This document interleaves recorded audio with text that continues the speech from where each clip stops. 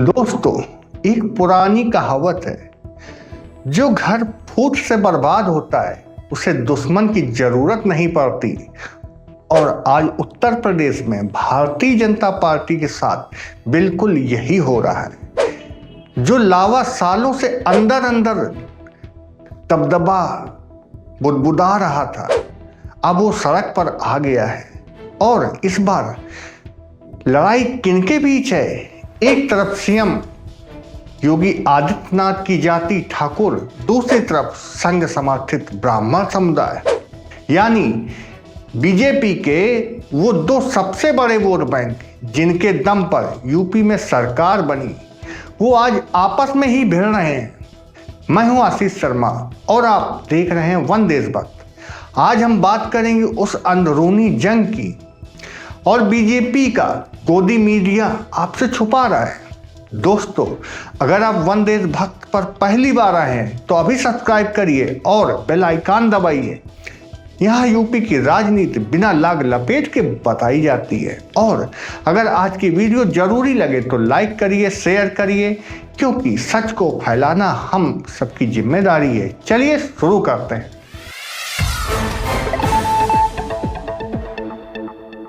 दोस्तों, पहले समझते हैं कि यह पूरा विवाद शुरू कहां से हुआ। माघ मेला इलाहाबाद में, जहां लाखों श्रद्धालु आते हैं, जहां संत महात्मा पहुंचते हैं। इसी माघ मेले में पहुंचे मुक्तेश्वरानंद सरस्वती उर्फ उमा शंकर पांडे। ये वही संत हैं जो योगी और मोदी की आलोचना के लिए जाने जाते हैं। मुखर हैं, सीधे बोलते हैं, लेकिन इस बार जो हुआ वो सीमा से आगे चला गया। इनके वाहन को नदी के पास जाने से प्रशासन ने रोक दिया। बात यही नहीं रुकी, इसके बाद जो बटुक थे, यानी कम उम्र के ब्राह्मण लड़के, उनकी चोटी पकड़कर घसीटा गया, मारपीट की गई। अब सोचिए, हिंदू संस्कृति में चोटी का महत्व क्या है। ब्राह्मण समाज के लिए यह सिर्फ बाल नहीं, यह अस्मिता है, आस्था है। और उसी चोटी को सरकारी प्रशासन ने खींचा, जैसे किसी ने किसी के धर्म के सबसे पवित्र चिन्ह को ललकार दिया हो। अब देखिए, योगी आदित्यनाथ अपने प्रशासन के साथ खड़े दिखे, कोई खेद नहीं, कोई माफी नहीं।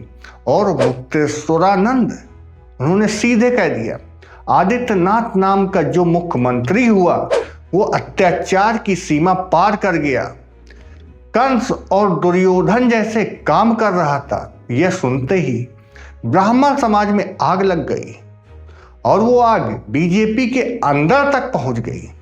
दोस्तों, अब आता है वो मोड़ जहां से यह विवाद सिर्फ संत बनाम सरकार नहीं रहा, यह बन गया बीजेपी के अंदर ब्राह्मण बनाम ठाकुर। यूपी के डिप्टी सीएम ब्रजेश पाठक ब्राह्मण समुदाय से आते हैं, और उन्होंने जो कहा वो बीजेपी की किताब में कहीं नहीं लिखा था। पहले खुले बयान दिए। उन्होंने कहा, राम भक्त और राष्ट्र भक्तों का कर्तव्य है कि शंकराचार्य का सम्मान करें।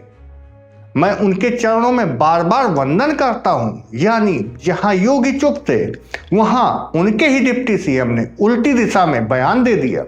लेकिन यहां रुके नहीं, 101 बटुक ब्राह्मणों को अपने घर बुलाया, उनका सम्मान किया, सत्कार किया, और वीडियो बनवाकर सोशल मीडिया पर वायरल करवाए। साफ संदेश था, मेरे लिए मेरा समाज सबसे पहले है। दोस्तों, यह काम किसी आम नेता का नहीं था, यह उस नेता का काम था जिसे पता है कि संघ का आशीर्वाद मेरे साथ है। और यही बात ध्यान देने वाली है, यह सब हो रहा था ठीक उस वक्त जब आरएसएस प्रमुख मोहन भागवत लखनऊ में थे।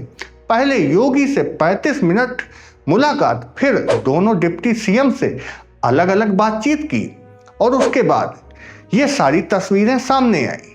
दोस्तों, राजनीति में कोई भी काम बिना हिसाब के नहीं होता। ब्रजेश पाठक ने संघ प्रमुख से मिलने के बाद अपनी जाति के वर्चस्व का ऐलान किया। यह कॉन्फिडेंस नहीं, स्ट्रेटजी है।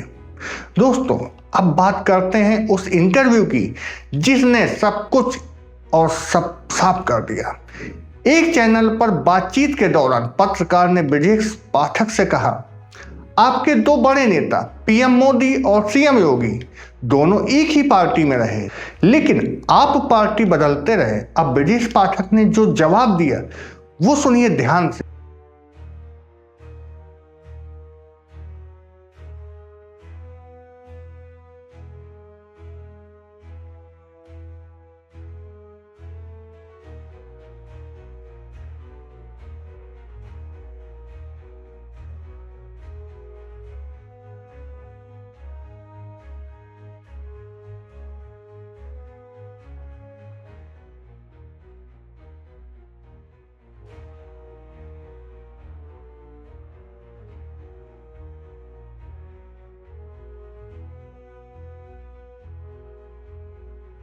उन्होंने कहा रिसर्च करिए, दूसरे वाले नाम पर रिसर्च करिए, हमसे मत कहलाइए, मेरे नेता से पंगा मत कराइए। दोस्तों, ये दूसरे वाले नाम से उनका इशारा योगी आदित्यनाथ की तरफ था, और रिसर्च करेंगे तो सच क्या निकलेगा। योगी आदित्यनाथ बीजेपी में आने से पहले अपनी खुद की पार्टी चलाते थे, हिंदू युवा वाहिनी। उसी से उन्होंने राधा मोहन दास अग्रवाल को उतारकर बीजेपी के ही प्रत्याशी को हरवाया था। खुद भी इसी पार्टी से चुनाव लड़ते थे, यानी ब्रजेश पाठक का कटाक्ष एकदम सटीक था। योगी न मन से भाजपाई हैं न संगी, और बीजेपी के ब्राह्मण नेताओं में यह बात सालों से चर्चा का विषय रही है। वो कहते हैं योगी जी ने पूर्वांचल से ब्राह्मण माफियाओं को तो खत्म कर दिया, लेकिन उनकी जगह अपनी जात के माफियाओं को बैठा दिया। ये आरोप है, लेकिन ये आरोप बीजेपी के अपने लोग लगा रहे हैं, बाहरी विपक्ष नहीं। दोस्तों, यहाँ एक बड़ी बात समझना जरूरी है। बीजेपी का यूपी में एक आजमाया हुआ फार्मूला रहा है, पिछड़े और दलित समुदाय से नेता कैसे चुने जाते हैं। वो जो अपनी जात का नाम लेने के बजाय मैं बड़ा संघी हूँ, बड़ा भाजपाई हूँ, यही दिखाते हैं। जो अपने समाज के लिए बोलने के बजाय पार्टी की लाइन पर चलते हैं। और सवर्णों में ठाकुर या ब्राह्मण कैसे नेता बनाए जाते हैं, वो जो खुलकर अपनी जाति के लिए बोले, पार्टी के लाइन से अलग जाकर भी अपना समाज सबसे पहले।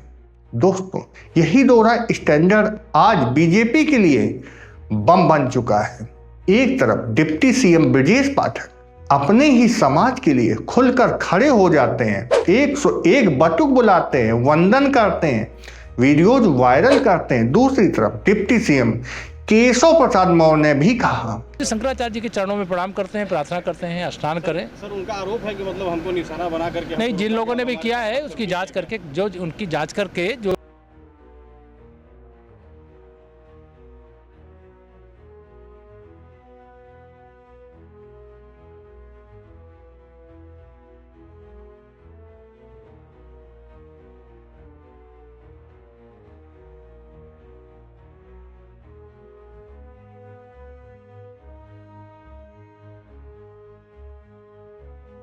शंकराचार्य का सम्मान करना राम भक्तों का कर्तव्य है, यानी दोनों डिप्टी सीएम योगी के खिलाफ हैं।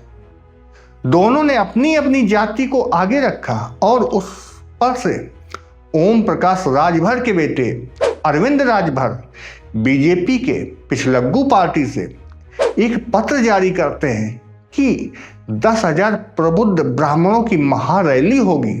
मतलब जिसे भी मौका मिला योगी पर हमला कर दिया। दोस्तों, यह सिर्फ एक दो घटनाओं की बात नहीं है। कुछ ही दिन पहले डिप्टी सीएम खेमे के माने जाने वाले विधायक ब्रजभूषण राजपूत ने योगी के खास माने जाने वाले मंत्री स्वतंत्र देव सिंह को सड़क पर घेर लिया।